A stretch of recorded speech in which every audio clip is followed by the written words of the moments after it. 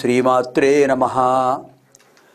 నిత్యానందకరీ వరాభయకరీ సౌందర్యరత్నాకరీ నిర్ధూతాఖిలదోషపావనకరీ ప్రత్యక్ష మాహేశ్వరీ ప్రాళేయాచలవంశపావనకరీ కాశీపురాధీశ్వరీ భిక్షాం దేహి కృపావలంబనకరీ మాతాన్నపూర్ణేశ్వరీ.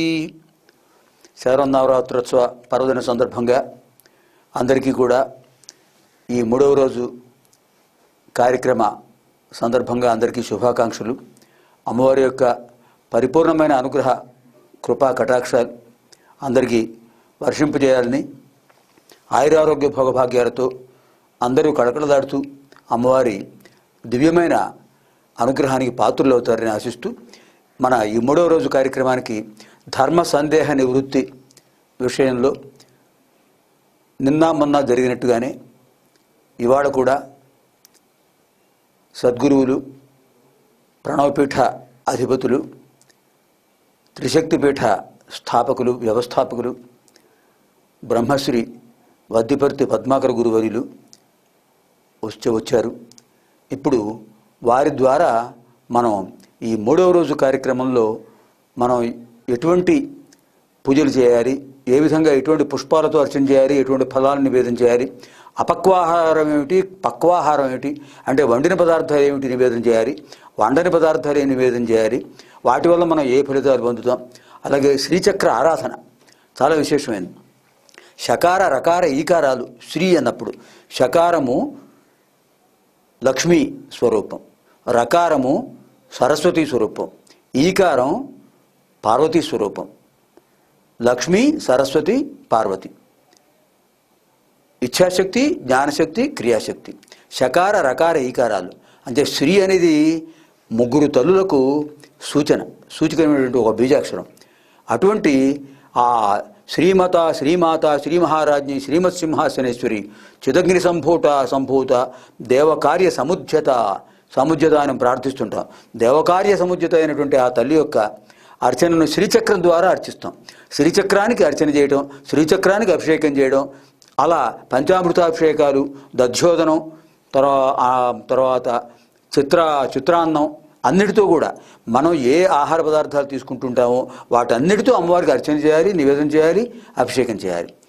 అలాగే ఇవాళ 3వ రోజున ఏ రకమైనటువంటి పారాయణ ప్రవచనం జరుగుతుండాలి, అమ్మవారి యొక్క మహిమా విలాసాలు తెలియజేసేటువంటి ఏ కథను మనం తెలుసుకోవాలి, దానివల్ల ఏ ఫలితం పొందుతాం, ఇలాంటి సందేహాన్ని కూడా మనం గురువుగారిని అడిగి ఆ సందేహ నివృత్తి చేసుకుందాం, అమ్మవారి అనుగ్రహం పొందుతాం. గురువుగారు నమస్కారం అండి. ఇవాళ 3వ రోజు అమ్మవారి ఆరాధన ఉత్సవాల్లో అమ్మవారిని ఏ పుష్పాలతో పూజించాలి, అమ్మవారికి ఏ రకమైన ఫలాలు నివేదించాలి, ఆ విషయాల్ని మా సందర్శక మహాశయులందరికీ చెప్పండి గురుగారు. సింధూరారుణ విగ్రహాం త్రినయనాం మాణిక్యమౌళి స్ఫురత్తారానాయక శేఖరాం స్మితముఖీం ఆపీన వక్షోరుహాం పాణిభ్యాం అళిపూర్ణ రత్న చషకం రక్తోత్పలం బిభ్రతీం సౌమ్యాం రత్నఘటస్థ రక్తచరణాం ధ్యాయేత్ పరామంబికాం. అమ్మవారు ఎర్రని రంగులో ఉంటుంది. సహజంగా అమ్మవారికి ఎప్పుడూ కూడా ఒక రూపం వస్తే ఆ రూపంలో ఎక్కువ భాగం ఆ తల్లి ఎరుపు రంగులో ఉండడానికి ఇష్టపడుతుంది. నా ఒక్క విగ్రహానికి లేక నా శ్రీచక్రానికి చెయ్యండి అని అమ్మ ఆజ్ఞాపించింది. కాబట్టి అమ్మవారికి అన్ని రకాలైన అర్చనలు జరగాలి. ఓ పక్కన అభిషేకం, ఆ అభిషేకం కూడా పంచామృతాలతో. చిత్రం తెలుసునండి, పంచామృతాలు ఒకటే కాదు, నీళ్లే కాదు, పొంగలి, చక్కెర పొంగలి మొదలైన అన్నాలతో కూడా అమ్మవారి యొక్క శ్రీచక్రానికి అభిషేకం చేస్తాం. అందుకే మేము ఒకప్పుడు శరత్కాలంలో చక్కెర పొంగలి చేసి దాంతో శ్రీచక్రానికి అభిషేకం చేసేవాళ్ళం. దధ్యాన్నం చేసి ఆ దధ్యాన్నం అలా శ్రీచక్రం మీద పోస్తాం అన్నమాట, నీళ్లు పోసినట్టు అభిషేకం. అన్నాభిషేకం కూడా అమ్మవారికి చాలా ఇష్టం. కాబట్టి అమ్మవారిని ఇటు అన్నములతో ఇటు పంచామృతములతో జలముతో అభిషేకించి అభిషేచనానంతరం మళ్ళీ అమ్మవారిని శుభ్రం చేసి అలంకరించి పూజ చేయటం చాలా మంచిది. అమ్మవారు త్రిమూర్తి ఆత్మకురాలు గనక ముగ్గురికి జరిగే పూజలు ఒక్క అమ్మవారి శ్రీచక్రానికి ఇస్తే చాలు. ఇంకా శ్రీచక్రం అంటే శ్రీచక్రం శివయోర్వపుహు అని బ్రహ్మాండ పురాణంలో ఒక గొప్ప శ్లోకం ఉన్నది. శ్రీచక్రం శివయోహు అంటే పార్వతీ పరమేశ్వరుల యొక్క వపుహు శరీరం. నిజానికి అక్కడ శ్రీచక్రం కింద కనపడుతున్నది పార్వతీ పరమేశ్వరుల యొక్క అర్ధనారీశ్వరుల యొక్క శరీరం. అది ఎడం భాగం అంతా పార్వతి, కుడి భాగం అంతా కూడా శివుడు. అందుకే పార్వతీ పరమేశ్వరులని పూజించినట్టే ఈ శరన్నవరాత్రులలో శ్రీచక్రాన్ని పూజించాలి. శివయోహ్ అంటే చాలామంది పార్వతీ పరమేశ్వరులని మాత్రం అనుకుంటున్నారు. లక్ష్మీనారాయణుల్ని, సరస్వతిని, బ్రహ్మని కూడా శివయోహ్ అనే పిలుస్తారు. అంటే చెప్పకుండానే శివయోహ్ అంటే ఇటు త్రిమూర్తులు, ఇటు త్రిమాతలు, వీరంతా కలిసి ఉన్నవారు. ఇంతమంది ముగ్గురు అమ్మలు, ముగ్గురు అయ్యవార్లు శ్రీచక్రంలో ఉన్నారు గనకే ఒక్క శ్రీచక్రాన్ని పూజిస్తే అందరినీ పూజించినట్టే. కాబట్టి శరత్కాలములో తప్పక అభిషేకాదులు, అలంకారాదులు కూడా చేయాలి. తర్వాత గురుగారు, ఈ శరన్నవరాత్రోత్సవ పర్వదినాల్లో అమ్మవారి యొక్క కథలు కూడా చెప్పుకోవాలి. అలా కథలు వినడం వల్ల మనకి జన్మ చరితార్థత అవుతుంది అని చెప్తారా? కథ ఎటువంటిది? అసలు అమ్మవారి యొక్క చరిత్రాన్ని కథ రూపంలో వినాలి. అమ్మవారు ఏ ఏ లీలలు చేసిందో వాటినే కథలు అంటారు. కథ అంటే నిజానికి అర్థం ఏంటంటే చేసినటువంటి లీలలు, గుణ వర్ణన. దేవీ భాగవతంలో చెప్పాడు కథ అంటే నిర్వచనం. ఇప్పుడు ఉదాహరణకి అమ్మవారికి గుణరూపకర్మలు లేవు కదా. ఆవిడ గుణం ధరించింది, రూపం ధరించింది. ఆవిడ కూడా మనలాగా అప్పుడప్పుడు కావాలని కొన్ని కర్మలు చేసింది. కాకపోతే అమ్మవారి స్వేచ్ఛా కర్మలు, మనవి స్వేచ్ఛ లేని కర్మలు. ఉదాహరణకి ఇప్పుడు నాకు ఇష్టం లేకపోతే ఓ పని మానలేను. కొన్ని సందర్భాల్లో బాగా జనం వచ్చి పడిపోయారు ఒక్కోసారి పీఠంలో, నాకు ఓపిక లేదు మాట్లాడడానికి. అయినా మొహమాటానికి వచ్చిన వాళ్ళతో మాట్లాడుతున్నానా లేదా అంటే నాకు స్వేచ్ఛ లేదు అక్కడ. అలాగే ఇప్పుడు ఇవాళ ఈ ధర్మ సందేహాలు తీరుస్తాను, 10ంటికి వస్తానన్నాను. ఒకవేళ బద్దకిద్దామంటే లేదు, నాకు స్వేచ్ఛ లేదు, రావాల్సిందే. రాకపోతే పాపం నాగేశ్వరరావు గారు బాధపడతారు, మీరు బాధపడతారు, ఇంతమందిని ఇబ్బంది పెట్టాలి. అంటే మీరేం అనుకోకపోయినా కూడా నాకు నైతిక బాధ్యత ఉంది. అంటే కొన్ని పనులు చేసేటప్పుడు మనం అనుకుంటాం కానీ మనకి స్వేచ్ఛ లేదు. అదే అమ్మ అయితే స్వేచ్ఛగా చేయగలదు. అనగా ఏకకాలంలో అన్ని పనులు చేయగలదు, అసలు ఏ పని చేయకుండా తను కావాలంటే ఊరుకోగలదు. అందువల్ల అమ్మవారికి స్వేచ్ఛ ఉన్నది, మనకి లేదు. అలా స్వేచ్ఛగా గుణరూపకర్మాదులు ధరించి అవి లేకుండా ఉండే అమ్మవారు మనలాగా ఒక రూపం ధరించినప్పుడు, పని చేసినప్పుడు ఆవిడ కూడా ఆ పనులు చేసినటువంటి వాటన్నిటినీ కూడా పుస్తక రూపంలో రాయమని వ్యాసుడు లాంటి వాళ్ళకి అప్పగించింది. అవే అమ్మవారి యొక్క చరిత్రలు లేక కథలు పురాణములుగా ప్రసిద్ధికెక్కాయి. అమ్మ గుణములు, అమ్మ యొక్క చరిత్ర ఇవన్నీ వినకపోతే పూజ చేయటం వల్ల పెద్ద ఉపయోగం లేదు. ఇప్పుడు పద్మాకర్ గారు కాళ్ళు పట్టుకుంటే ఉపయోగం ఉంది. పద్మాకర్ గారు చెప్పిన పనులు చేయాలి. ఆయన ఏం చేశారో తెలుసుకోవాలి. ఏమీ లేకుండా పుట్టిన ఒక వ్యక్తికి దండం పెట్టడం వల్ల ఉపయోగం లేదు. మనకే అలాంటి ఉపయోగం లేనప్పుడు అంతటి జగన్మాత యొక్క గుణరూప వర్ణన లేకపోతే, అవి వినకపోతే ఉపయోగం లేదు. కాబట్టి శరత్కాలములో తప్పక అమ్మవారి యొక్క కథలు విని తీరాలి. అమ్మే చెప్పింది స్వయంగా, నాయనలారా నా చరిత్ర పురాణ రూపంలో వినడం వల్ల వచ్చే ఫలితం యజ్ఞం చేయడం కంటే కూడా ఎక్కువ ఫలితము అన్నది. అందుకనే దేవీ భాగవతం తప్పక విని తీరాలి. ధర్మ, అర్థ, కామ, మోక్షములనే 4 కూడా దేవీ భాగవతం వల్ల వచ్చి తీరుతాయి అని చెప్పారు. సర్వవేదేషు యత్పుణ్యం సర్వతీర్థేషు యత్ఫలం తత్ఫలం పురుషమాప్నోతి శ్రుత్వా భాగవతమనుత్తమం. అనుత్తమము అన్నారు అంటే ఉత్తమోత్తమం అన్నమాట. భాగవతం అనే ఉత్తమోత్తమ కథని వింటే సమస్త వేదాలు చదవడం వల్ల వచ్చే ఫలితం, యజ్ఞములు చేయడం వల్ల వచ్చే ఫలితం వస్తుంది. అన్ని యజ్ఞాలు, అన్ని తీర్థయాత్రలు, మనం అన్ని వ్రతాలు చేయలేం కదా. కానీ అది దేవి భాగవతం అంటే ఆ ఫలితం వస్తుంది కనుక విని తీరాలి. అందులో 3వ రోజు సత్యవ్రతోపాఖ్యానం అని ఒకటి ఉంటుంది దేవీ భాగవతం 3వ స్కంధంలో, అది తప్పక వినాలి. అదే 5వ రోజు అయితే మహిషాసుర మర్దన కథ వినాలి. ఇలా కొన్ని నియమాలు ఉన్నాయి. 6వ రోజు హైహయుల యొక్క కథ వినాలి. 7వ రోజు ప్రహ్లాదుడు తీర్థయాత్రలు చేసిన కథ, చవనుడి యొక్క సుకన్యా చవనుల యొక్క కథ వినాలి. 8వ రోజు నవమ స్కంధాన్ని వినాలి దేవీ భాగవతంలో. 9వ రోజు ఏకాదశ స్కంధం వరకు వినాలి. 10వ రోజు చివరి వరకు వినాలి. ఇవి నియమాలు అన్నమాట అండి. తర్వాత మరో ప్రశ్న గురుగారు, ఈ అమ్మవారిని ఆరాధించే ప్రక్రియలో దేవి భాగవత పారాయణ కూడా శ్రేయస్కరం అని చెప్తుంటారు కదా. ఆ దేవి భాగవత పారాయణ ఎప్పుడు ఏ రోజు ఎన్ని ప్రకరణాలు ఎన్ని అధ్యాయాలు చేయాలనేది దానికి కూడా ఒక నియమం ఉన్నది. దేవి భాగవతంలో 12 స్కంధాలు ఉన్నాయి, 18,000 శ్లోకాలు ఉన్నాయి. మొదటి రోజు 2వ స్కంధం 18వ అధ్యాయం వరకు చదవాలి. 2వ రోజు 3వ స్కంధం 14వ అధ్యాయం వరకు చదవాలి. 3వ రోజు 4వ స్కంధం 5వ అధ్యాయం వరకు చదవాలి. 4వ రోజు 5వ స్కంధం చివరి వరకు చదవాలి. 5వ రోజు 6వ స్కంధం చదవాలి.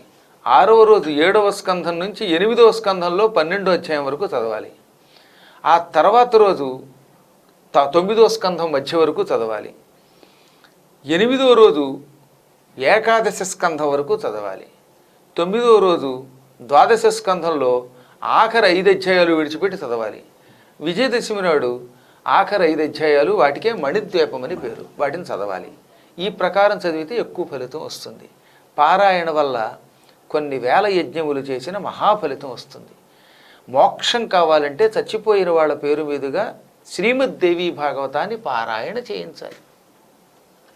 ఇంకా ఈ పారాయణ ప్రవచన వినడానికి అవకాశం లేని వాళ్ళు ఏవో కారణాంతరాలు, అనారోగ్య రీత్యా కానీ ఏవో గ్రామాంతరాలు వెళ్ళటం కానీ, అలాంటి వాళ్లకు ఏదైనా ఆపద్ధర్మం ఉందా గురువుగారు? ఉంది. అందుకనే ఇప్పుడు మనం వాళ్ళ ఇళ్లలోనే కూర్చుని ఈ కేబుల్ ద్వారా వినగలుగుతున్నారుగా.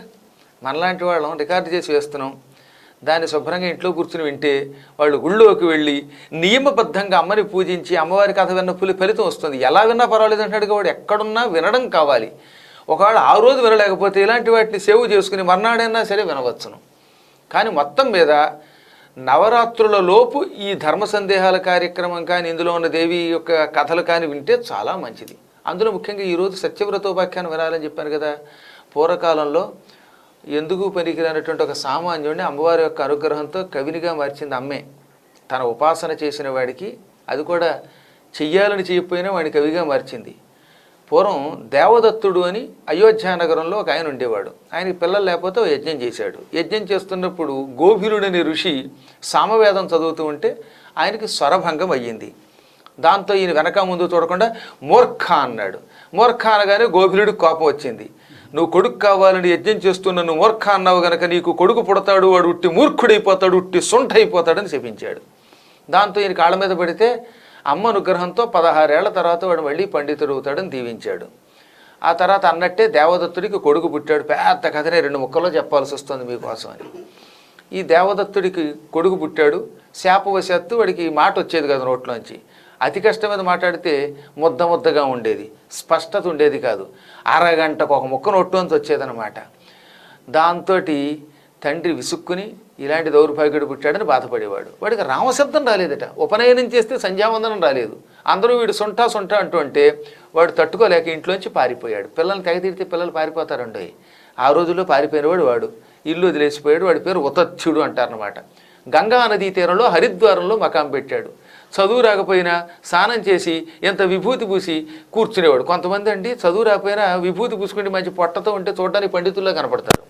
ఇలా మళ్ళా సన్నగా ఉంటే పండితులు అనరు. కొంతమంది చూసారు మంచి గొలుసులు గిలుసులు వేసి ఇంత కంకణాలు వేసి పెద్ద బొద్ద చేసుకుని టీవీగా కూర్చుంటే అరే బాబాయ్ వీడు మహాపండితుడు అనిపిస్తుంది. నోరిప్పితే తెలుస్తుంది అనమాట. వీడు నోరిప్పితే కంపు వచ్చేది. అయినా సరే వీడు ఒక నియమం మాత్రం పెట్టుకున్నాడు. సత్యము తప్ప అసత్యం పలకను అని. ఊళ్ళో వాళ్ళందరూ ఈ అయ్యగారికి పాండిత్యం లేదు, చదువు లేదు, కానీ నిజం చెబుతాడు అని అందరూ అతనికి ఒక గుడిసె వేసి హాయిగా ఎంత పళ్ళు పలహారాలు ఇస్తూ ఉంటే అది తింటూ వాళ్ళ ద్వారా సుఖంగా జీవించాడు. భగవంతుడు ప్రతివాడికి ఏదో పోషణ ఇస్తాడు. వాడికి ప్రజల ద్వారా పోషణ కలిగించింది అమ్మవారు. వీడికి సత్యవ్రతుడని పేరు వచ్చింది, సత్యం పలికేవాడు కనుక.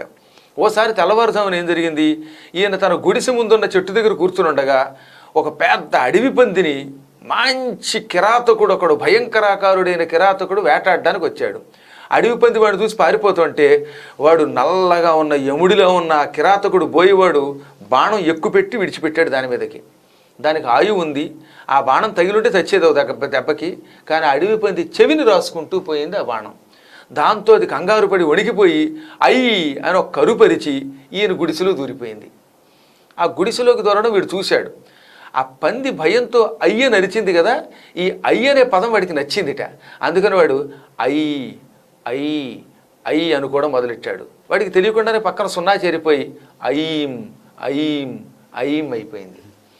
ఐం అనేది అమ్మవారికి అత్యంత ప్రీతిపాత్రమైన బీజం, వాగ్బీజం. ఈ ఐంకారాన్ని మాబోటి గురువుల ద్వారా ఉపదేశం పొంది జపం చేస్తే వాడికి గొప్ప వాక్శుద్ధి వస్తుంది. వీడికి కూడా ఐం ఐం అనుకుంటుంటే వాక్శుద్ధి వచ్చింది. ఇంతలో బోయివాడు వచ్చాడు. అయ్యగారండి 3 రోజుల నుంచి తిండి లేక చచ్చిపోతున్నాం, దొరక్క అడవి పంది దొరికింది, దాన్ని వేటాడదాం అనుకుంటుంటే అది పారిపోయింది, బాణం దెబ్బతిని. అది ఎటు వెళ్ళిందో మీరు చూశారు, మీరు అబద్ధం ఆడరు, నిజమే చెబుతారు. ఆ పంది ఎక్కడుందో చెప్పండి, దాన్ని వేటాడి మేము భోజనం చేస్తామంటే ఇప్పుడు దీనికి లేనిపోని ఇబ్బంది వచ్చింది. ఏమిటి? పందేమో తన గుడిసెలో దూరింది, అందులో ఉందని చెబితే వాడు చంపేస్తాడు. పాపం దాన్ని చంపిన పాపం చుట్టుకుంటుంది. పోనీ అలాగని అబద్ధం ఆడితే ఈయన సత్యవ్రతుడు, పైగా నిజం చెప్పాలి తప్ప అబద్ధం ఆడకూడదు. ఎగదీస్తే గోహత్య, దిగదీస్తే బ్రహ్మహత్యలే అయిపోయింది. ఏం చేద్దాం అనుకున్నట్టు వీడు మళ్ళీ అడిగాడు, మీరు చెప్పాలండి అని. అప్పుడు హఠాత్తుగా వాడి నోటి నుంచి ఒక శ్లోకం వచ్చింది ఆశ్చర్యకరంగా. వాడి జీవితంలో ఎప్పుడు అక్షరం ముక్క ఎరగని వాడు సంస్కృత శ్లోకం చెప్పాడు. యా పశ్యతి నసా బ్రూతే, యా బ్రూతే సా న పశ్యతి, అహో వ్యాథ అహో వ్యాథ స్వకార్యార్థిన్ కిం పృచ్ఛసి పునః పునః. ఓరి పోయేవాడా, నీ స్వార్థం కోసం నన్ను ఎన్నిసార్లు అడుగుతావురా? ఎన్నిసార్లు అడిగినా నేను చెప్పలేని స్థితిలో ఉన్నాను. ఎందుకంటే నేను పందిని చూశాను, అది ఎటు వెళ్ళిందో. కానీ దేంతో చూశాను? కళ్ళతో చూశాను. కన్ను చూసింది, కానీ జవాబు కన్ను చెప్పదు, నోరు చెబుతుంది. చెప్పే నోరు చూడదు, చూసే కన్ను పలకదు. నేనేం చెప్పలేను అన్నట్టు. వాడు ఎంత మెలిపెట్టాడో చూసారా? చూచింది కన్ను, కానీ కన్ను పలకదు. చెప్పేది పన్ను, పన్ను చూడదు, కన్ను పలకదు. ఇప్పుడు నేనేం చెప్పను? కాబట్టి చూసిన దాంతో నీకు సమాధానం చెప్పలేక, చెప్పేదాంతో చూడలేక, నీకు జవాబు చెప్పలేని దుస్థితిలో ఉన్నాను అనగానే వాడు బుర్రగొక్కుని అయ్యగారు చెప్పింది నిజమే, ఆయన కళ్ళతో చూశాట, కళ్ళు చెప్పవట, నోరు చెబుతుంది కానీ చూడలేదు. పాప ఆయన్నే అడుగుతాం అని, నీకు దండమయ్య బాబు, నా బుర్రబాడి చేసావు ఈ పజిల్తోటి అని వెళ్ళిపోయి, దారిలో మంచి మామిడి పళ్ళు దొరికితే ఆ పళ్ళు కోసుకెళ్ళి ఇంటి దగ్గరికి వెళ్ళి హాయిగా తిన్నాడు. వాడే చచ్చిపోతాడు ఆ పంది లేకపోతే. పళ్ళు తిన్నాడు. ఈ విధంగా అసత్యం ఆడకుండా, సత్యం పలకకుండా, పందిని రక్షించి, పంది మాంసం తప్ప మరొకటి తినని వాడి చేత పళ్ళు తినిపించి వాడిని బతి శాకాహారం చేశాడు. ఆ తర్వాత 500 శ్లోకాలు రాశాడు ఆయన. ఆయనకే సత్యవ్రతుడని పేరు. ఇది దేవీ భాగవతంలో 3వ స్కంధంలో ఉంటుంది. తృతీయ నాడు ఐం అనే ఒక బీజం ఉచ్చరించి మహాకవయ్యాడు ఒక బోయేవాడు. అటువంటి మహానుభావుల యొక్క చరిత్ర, అమ్మవారి యొక్క మహిమని మనం వింటే, ఓహో ఐం అనే బీజం మనకి వాక్కునిస్తుంది అని మనకు అర్థమవుతుంది. ఇలా రోజు ఒక్కొక్క బీజాన్ని, ఒక్కొక్క కథని విని మనం తరించవచ్చు. కాబట్టి తప్పక ఈ 3వ రోజు ఈ సత్యవ్రతోపాఖ్యానం ఇంట్లో కూర్చుని విన్నా మీరు గుళ్ళోనో లేక పీఠమో పెట్టుకుని పూజ చేసిన ఫలితం పొందుతారు. వారికి సులభోపాయం ఇదన్నమాట. మరో ప్రశ్న అండి గురుగారు. వరుసగా మనం మొదటి రోజు, 2వ రోజు, 3 రోజుల్లోనూ అమ్మవారిని ఏ విధంగా విశేషమైన అర్చన చేయాలి, ఏ విధమైన ప్రయోజనం పొందుతాం ఈ విషయాలను చెప్పారు. మరి ఈ ప్రక్రియలో ఒకవేళ పొరపాటున ఒక రోజు చేయలేదనుకోండి గురుగారు, ఏవే కారణాంతరాల వల్ల, మరి ప్రాయశ్చిత్తం ఏమైనా ఉంటుందండి గురుగారు? సందేహం లేకుండా సాధారణంగా మనంతట మనం పూజ ఆపకూడదు.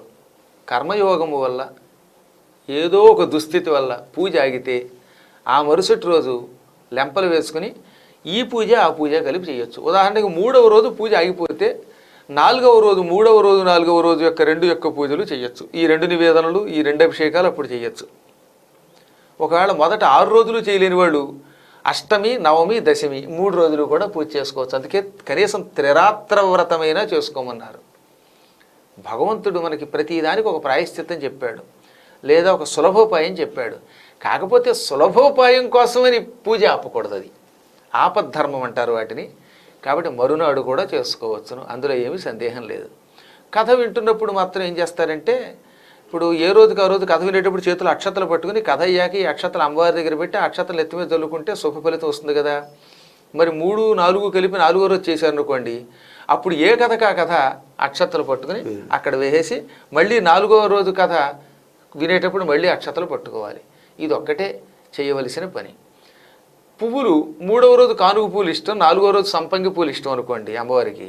కాబట్టి 3వ రోజు పూజ కూడా 4వ రోజు చేస్తే ఇటు గానుగ పువ్వులు ఇటు సంపంగి పువ్వులు రెండూ కలిపి ఒకే రోజు 4వ రోజు ఇవ్వచ్చునమాట. మనమంటే 3 రోజులు భోజనం ఒకే రోజు తినలేం, కానీ అమ్మ కాబట్టి అమ్మవారు సర్వాంతర్యామిని కనుక ఆ తల్లికి ఇలా మనం ఒకరోజు పూజను 2 రోజులు, 2 రోజులు పూజను 3వ రోజుని కలిపి ఇచ్చేయచ్చు, ఏమీ దోషం లేదు. తర్వాత ఇంకొక సందేహం గురుగారు, ఈ నవరాత్ర ప్రక్రియలో పూజలు, ఆరాధనలు, హోమాలు కూడా చేస్తున్నారు. ఒక 3వ రోజు తర్వాత వాళ్ళకి కొంచెం జాతాశౌచం ఇలాంటివి వచ్చి ఉంటాయండి. అలా వచ్చినప్పుడు మరి ప్రత్యామ్నాయ మార్గం ఏమిటండి గురుగారు? నిజానికి దీక్షా కంకణం ఒకటి ధారణ చెయ్యాలి. ఈ పూజలు చేసేవాళ్ళు మొదటి రోజునే చేతికి ఒక దారం కడతారు. దానికి 5 త్వరాలు 5 ముడులు ఉండేటటువంటి దారం కట్టాలి. దానికి దీక్షా కంకణం అని పేరు. దీక్షా కంకణం దేనికి కడుతున్నాం? జాతాశౌచ మృతాశౌచ భయం నాస్తి మహీతలే. జాతాశౌచం పురుడొచ్చినా, మృతాశౌచం ఆ ఇంట్లో ఎవరన్నా చచ్చిపోయినా ఈ దీక్షా కంకణ ధారణ చేసిన వాడికి 9 రోజులు పూర్తయ్యేదాకా ఈ అశౌచం అంటదు. ఇటు పురుడొచ్చినా ఇటు ఎవరన్నా చచ్చిపోయినా ఆ దోషం మాత్రం వీడికి తగలదు. ఆ 9 రోజులు అయ్యేదాకా వాడికి అశౌచం ఉండదు. ఒక్క ఆడవాడు బయట ఉంటే మాత్రమే పూజలు చేయకూడదు. అది మాత్రం అశౌచం కింద లెక్క కాదు, అది శారీరక ధర్మం కనుక అప్పుడు పూజ ఆపాలి తప్ప. ఇంకా దీక్షా కంకణ ధారణ చేసిన వారికి మాత్రం ఇటు పురుడు వల్ల వచ్చే అశౌచం కానీ మృతి వల్ల వచ్చే అశౌచం కానీ అంటదు కనుకే మనం దీక్షా కంకణం కడుతున్నాం, అది గుర్తుపెట్టుకోవాలి. కాబట్టి వాళ్ళకి అశౌచమే లేదు. దీక్షా కంకణ ధారణ చేయకుండా పూజ చేస్తే మాత్రం అన్ని అశౌచాలు వచ్చి పట్టుకుంటాయి. దీక్షా కంకణం కట్టినా బయట ఉన్నవాళ్ళు మాత్రం పూజ చేయకూడదు, అది దృష్టిలో పెట్టుకోవాలి. 3వ రోజు అమ్మవారికి పువ్వులలో కానుగ పువ్వులు చాలా ఇష్టం. కానుగ పువ్వులతో పూజ చేస్తే ఆపదలు తొలగుతాయి, దుఃఖాలు తొలగుతాయి. ఆవు పాలతో అభిషేకం, కానుగ పువ్వులతో పూజ, దధ్యన్నం గుడాన్నం నివేదన, ఇది మనకు 3వ రోజు శాస్త్రం చెప్పిన మాట. గానుగన్న ఒకటేం చెప్పాను, వ్యావహారికంలో గానుగ అవుతుంది. గానుగ పువ్వులతో పూజ చేస్తే మనుషులకి అనుకోకుండా వచ్చే తీవ్రమైన ఆపదలు లేదా సహించడానికి వీలు కాని భయంకరమైన దుఃఖాలు పటాపంచలైపోతాయి. గానుగ పువ్వులు చిన్న చిన్న పువ్వులు ఉంటాయి, చాలా చక్కగా అందంగా ఉంటాయి. ఆ పువ్వులు 108 కానీ 1000 కానీ ఇటు ఉదయం ఇటు సాయంత్రం 2 పూట్ల సమర్పించండి. తక్కిన పువ్వులు ఇవ్వకూడదని కష్టమో అన్ని పువ్వులతో పూజ చేయాలి, ఇది ప్రత్యేకత అంటారు వీటిని. కాబట్టి తీవ్ర దుఃఖాలకి ఇందులోంచి బయటపడడానికి చేయాలి. పూర్వం వేదవ్యాస మహర్షి అంతటివాడు సుఖయోగి ఇంద్రుడు తనకి దూరం అయిపోతే, ఆయన తపస్సు చేసుకోవడానికి వెళ్ళిపోతే కొడుకు మీద వ్యామోహంతో ఆయన కూడా బాధపడ్డాడండి. అందుకే భాగవతంలో యం ప్రవ్రజంతమనుపేతమపేత కృత్యం ద్వైపాయనో విరహ కాతరాజుగావ పుత్రేతి తన్మయతయా తరవోభినేదు తం సర్వభూత హృదయం మునిం ఆనతోస్మి అని ఒక శ్లోకం ఉన్నది. వ్యాసుడు తన కొడుకు వెళ్ళిపోతూ ఉంటే, తపస్సు కోసం హిమాలయ పర్వతాలకు వెళ్ళిపోతుంటే సుఖయోగేంద్రుడు, అప్పుడు వ్యాసుడు కుమారా కుమారా అంటూ ఏడుస్తూ వెంటకి వెళ్ళిపోయాట. అప్పుడు చెట్లు కొండల్లోంచి కూడా ఆ కుమార అనే శబ్దం ప్రతిధ్వనించింది. ఆ ప్రతిధ్వని ఎలా ఉందంటే ఆయన కొడుకు ఇటు కొండలుగా గుట్టలుగా అన్ని ప్రకృతిగా మారిపోయి అందులోంచి సమాధానం చెబుతున్నాడు అన్నట్టుగా ఉందట. అంటే వ్యాసుడికి కూడా కొడుకు దూరం అయితే అంత బాధ కలిగింది, అంత మహాత్ముడికి కూడా. అందుకే ఆ బాధ పోవడానికి, ఈ దుఃఖం తొలగడానికి ఏం చెయ్యాలి అని అడిగితే నారదుణ్ణి, అప్పుడు నారద మహర్షి గానుగ పువ్వులతో అమ్మని పూజిస్తే అప్పుడు ఈ పుత్ర వ్యామోహం, శోకం, దుఃఖం తొలగిపోతాయంటే అప్పుడు ఆయన శరన్నవరాత్రులలో 3వ రోజు కానుగ పువ్వులతో అమ్మని పూజించాడు. ఆయన దుఃఖం తొలగిపోయింది. కాబట్టి జీవితంలో ఏదైనా దుఃఖం తొలగాలంటే ఈ పువ్వులతో పూజించడం చాలా మంచిది. చాలా సంతోషం గురుగారు. ఈ 3వ రోజు అమ్మవారి ఆరాధన కార్యక్రమంలో మా సందర్శక మహాశయులందరికీ సంశయ నివృత్తి చేసినందుకు ప్రత్యేక ధన్యవాదాలు గురుగారు. సంతోషం. గురుగారు చ్యుతాభస్మాలేపో గరళమశనం దిక్పటధరో జటాధారీ కంఠే భుజగపతిహారీ పశుపతి కపాలీభూతేశో భజతి జగదీశైక పదవీం భవాని త్వత్పాణిగ్రహణ పరిపాటి ఫలమిదం అని శంకరాచార్యుల వారు దేవ్యపరాధ క్షమాపణ స్తోత్రంలో వివరించారు. పరమేశ్వరుడికి ఆ శక్తి రావడానికి కారణం పరమేశ్వరి. నమఃశివాయై చ నమఃశివాయ అని చెబుతోంది శాస్త్రం, వేదం, ఉపనిషత్తులు, పురాణాలు. ముందు శివాయై, తర్వాత శివాయ. ఆ విధంగా పరమేశ్వరుడి యొక్క అనుగ్రహం సమగ్రంగా, సంపూర్ణంగా, పరిపూర్ణంగా పొందాలంటే పరమేశ్వరిని ఆరాధించాలి. పరమేశ్వరీ పరమేశ్వరులు. శివాయై చ శివాయ, నమశివాయై చ నమశివాయ. శివాయై అంటే అమ్మవారికి, శివాయ అంటే అయ్యవారికి. ఆ రకంగా స్వామివారి పరిపూర్ణ అనుగ్రహం పొందాలంటే అమ్మవారి అర్చన సాగాలి. ఇవాళ మూడో రోజున అమ్మవారికి ఏ రకమైన నివేదన చేస్తే ఎటువంటి ఫలితం వస్తుంది, ఏ రకమైన అభిషేకం చేస్తే ఎటువంటి ఫలితం వస్తుంది, శ్రీచక్రార్చన వల్ల ఎంత గొప్ప అద్వైత ఆనంద సిద్ధి కలుగుతుంది, ఇవన్నీ కూడా మనకు గురువుగారు చెప్పారు, సందేహ నివృత్తి చేశారు. వారికి మన అందరి తరఫున ధన్యవాదాలు సమర్పిస్తున్నాను. స్వస్తి.